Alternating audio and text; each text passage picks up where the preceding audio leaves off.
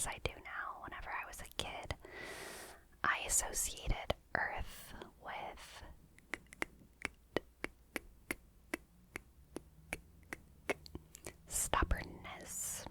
stubbornness, and rigidity, which it can mean, of course. But I always thought of myself as more of a fire sign, which in my head was kind of about freedom and passion and speed. And that, is also true to an extent. But my favorite thing about Earth is that it is fully formed, and it is about actions rather than just thoughts, and it is about feeling your feelings in your body instead of just feeling your feelings in your mind.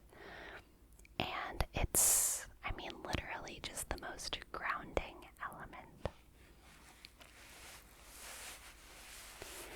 And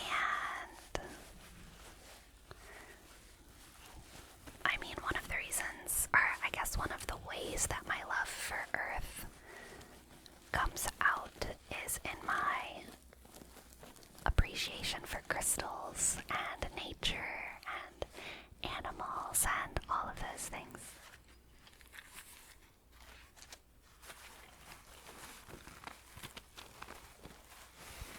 And textures and tastes. I love all of the textures on this bag. I love all of the textures of the earth.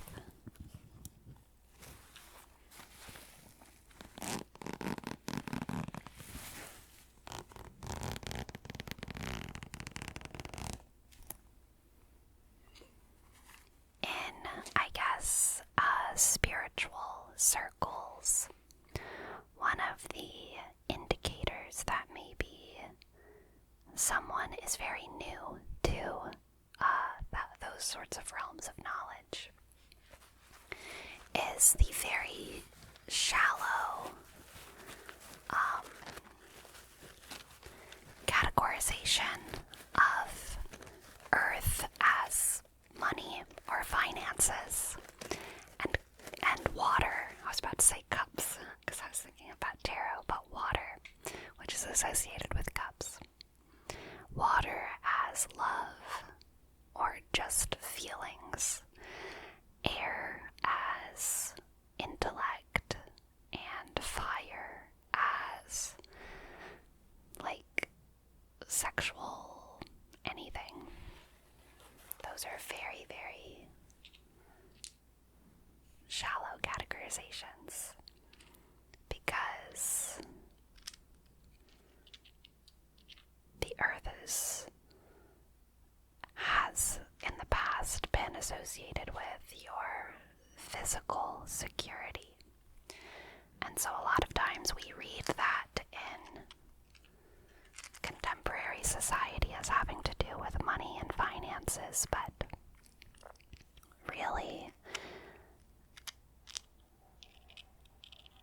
the money association is just sort of because it is having to do with the physical realm rather than the spiritual or emotional realms.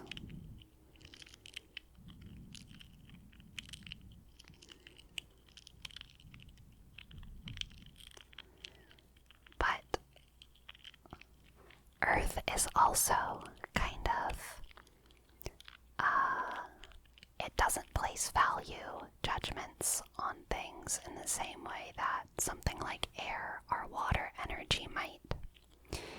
Because it's all about texture and feel again, so Earth, an earth sign, or an earth perspective on life can understand a interesting texture as being as good as any other interesting texture, can understand that coziness and quaintness is just as much of a fruition of spiritual energy as something like grandiosity or opulence.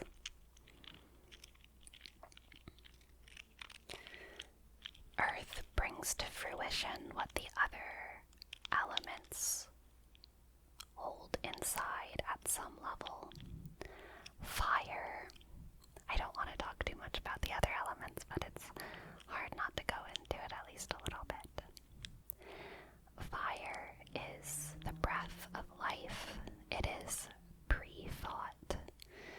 It is inspiration. And then the next level is the water, the feeling, the intuition,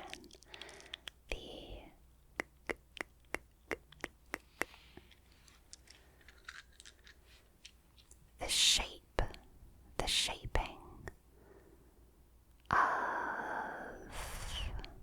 an idea. And then air is that idea itself. It's when you start to really conceptualize and kind of plan and understand the connections between things and how it might fit into other ideas. And then the earth is the full manifestation of that thought, the full manifestation of that spirit in a word, in a rock. A rock is a full manifestation of something that started deep in the core of the earth or deep in the cosmos, it all ends in some kind of rock. All of us are going to end up being some kind of rock one way or another, right? I mean, my idea of rock is very broad, so I don't know if that's really true, but we're all going to just end up this hard thing eventually. And we go through all these levels of softness throughout our physical existence.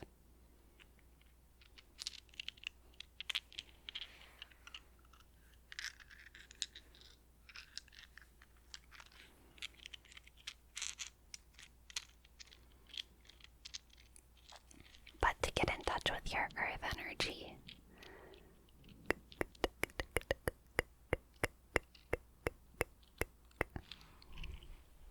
it's kind of like you're placing yourself in time, and you're placing yourself in space, and you're seeing how you fit physically just perfectly into everything around you.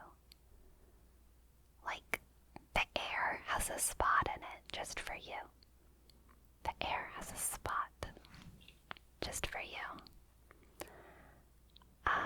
Something that you hear a lot of you do, any kind of yoga or theater or martial arts, I'm sure, is like plant your feet to the ground, right? Plant your feet firmly to the ground.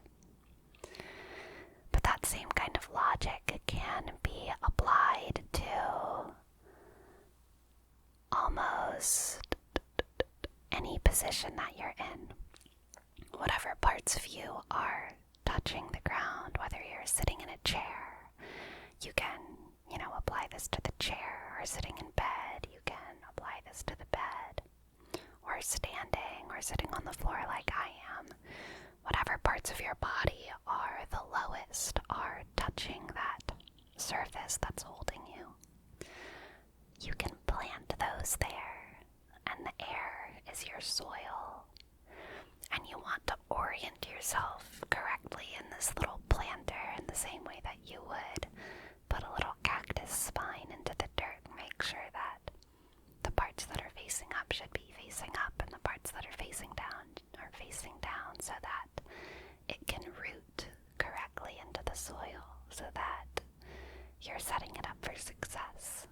You can do that with your own body, in the air and on the earth. Plant yourself in a way that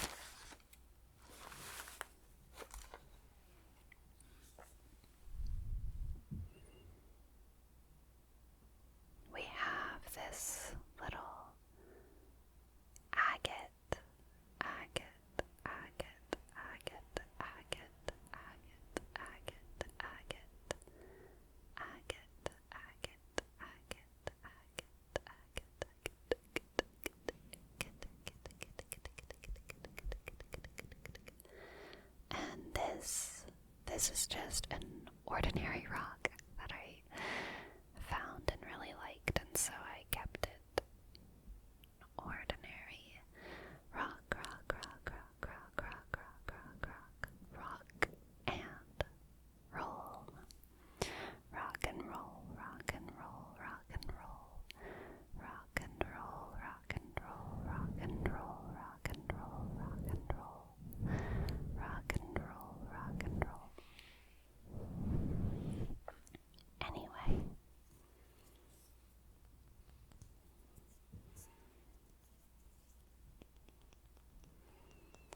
I encourage you to plant yourself into the air right now. Plant yourself into the physical realm, into time. Plant yourself into the feelings of your body.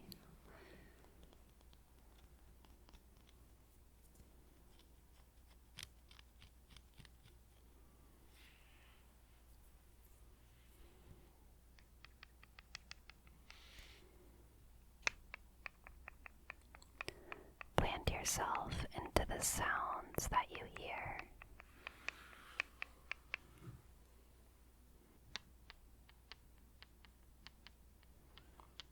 Plant, plant, plant, plant, plant, plant, plant, plant. Don't plan, just plant.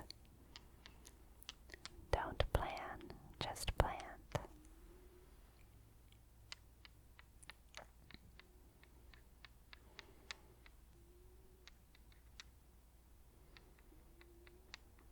Sounds like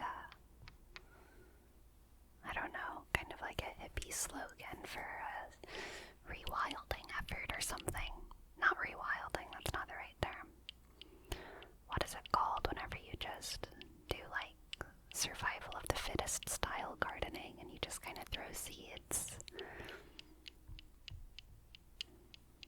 I think rewilding is more like what you do with domesticated animals when you're reintroducing them to the wild.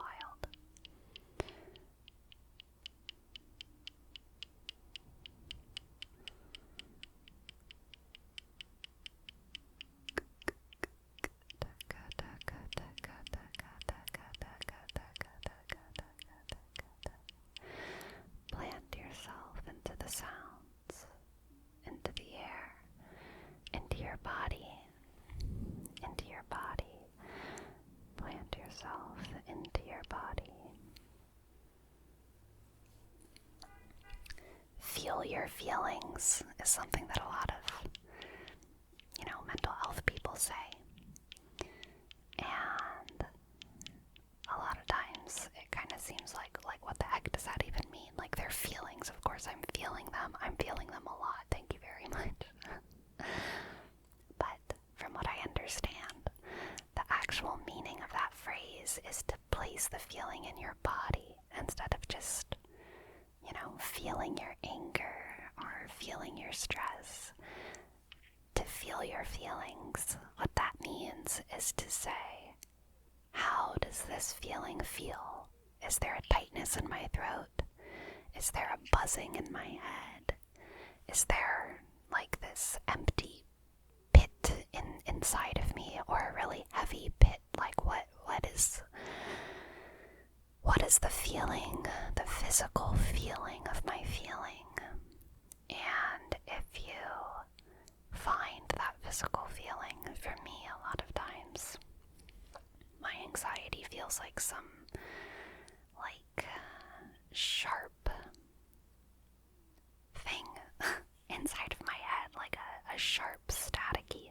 I think in this past week I used the phrase like a tinfoil ball that was getting messed with inside my head. That's what my anxiety can feel like. And by putting words to that, even internally, just by putting words to that, you help yourself to identify it as separate. It's still in you and it's still of you.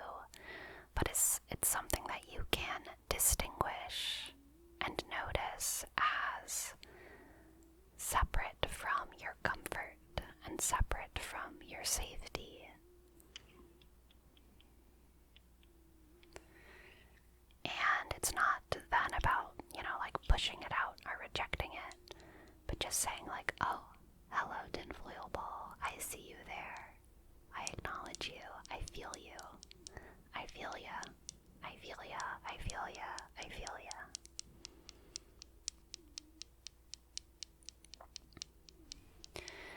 And that's kind of one of the steps of grounding, right? Feeling your feelings, feeling your emotions, planting yourself physically into space and into feeling.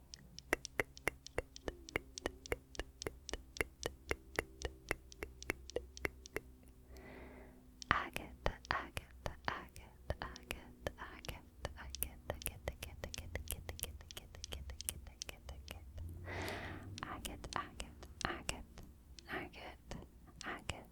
agate, agate, agate, agate. Agate, agate, agate, agate, agate, agate, agate, agate, agate, agate, agate, agate, agate, agate, agate, agate, agate.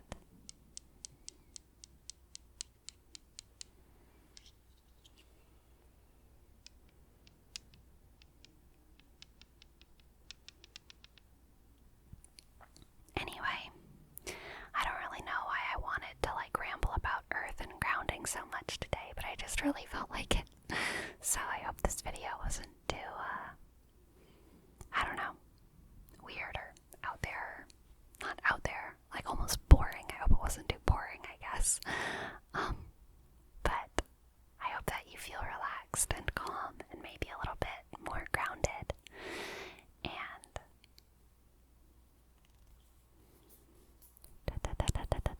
I hope that you get to touch a rock. People make way too big of a deal out of touching grass, Touching rocks is pretty cool too. Although grass is also like earth energy, obviously, but like rocks don't die. They're always alive, no matter what. And they're also always dead. You don't need to worry about taking care of them. They take care of their own damn selves. So touch rocks. Touch rocks. Touch rocks. Touch rocks. Touch rocks. Bye bye, my friends.